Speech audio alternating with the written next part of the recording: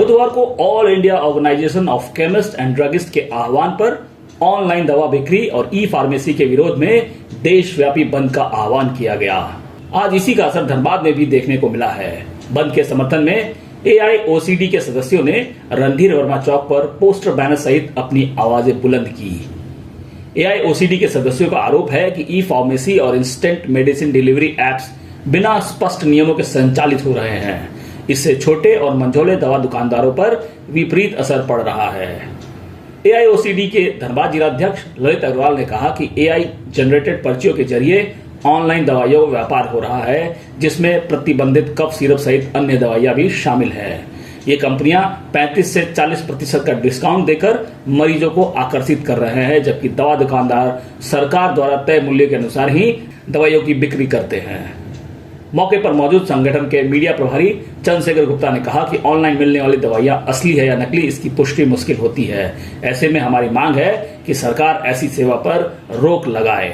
दुकानदार की बंदी होती ही नहीं है और हम लोग काफ़ी मजबूर होकर ये बंद कर रहे हैं। हमारे all India chemist and druggist association के आह्वान पे 12,40,000 दवा दुकानदार आज हम लोग एक दिवसीय हड़ताल पर हैं और इसका मुख्य कारण ऑनलाइन फार्मेसी का विरोध पे हम लोग जो है आज एक दिन का बंद किए हैं।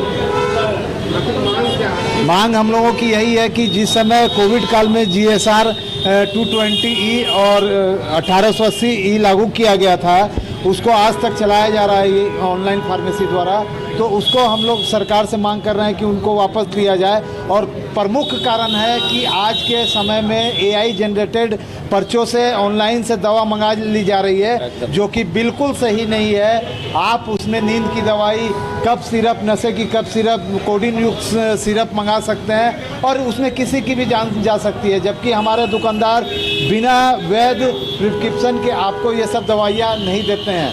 और भी बहुत सारे कारण हैं कि लोगों को समझना होगा कि ऑनलाइन में हम लोग जो हद तक डिस्काउंट में जाते हैं वो डिस्काउंट में ना पड़े। 30 से 40% की डिस्काउंट जो ऑनलाइन कंपनियां दे रही है वो कहाँ से दे रही है, ये समझने की चीज़ है।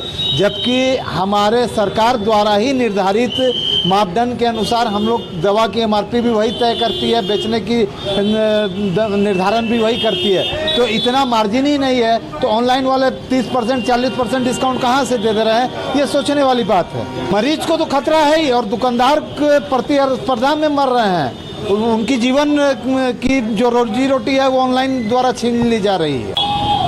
सबसे पहले समझने की बात ये है कि हम लोगों का जो व्यवसाय है सारे व्यवसायियों से एक अलग प्रकार की व्यवसाय है। इसमें हम लोग एक जीवन रक्षक दवा का काम करते हैं। सबसे बड़ी बात यह है कि ऑनलाइन फार्मेसी से जो दवाई आ रही हैं उसकी कुछ ओरिजिनल है या नकली है, उसमें कुछ स्पष्टता नहीं है।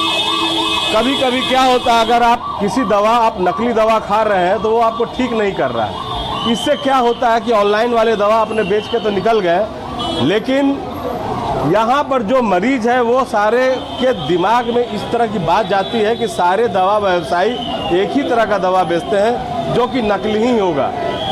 तो हम लोग यही सरकार से मांग करते हैं कि विशेष परिस्थिति में जो इस तरह का काम को लागू किया गया था वो अब परिस्थिति खत्म हो गई है, कृपया उसको हटा दिया जाए और दवा को एक जो आपने एक विशेष व्यवसाय का रूप दिया हुआ है उस रूप के साथ, उस नियम के साथ दवा का व्यवसाय को करने दिया जाए।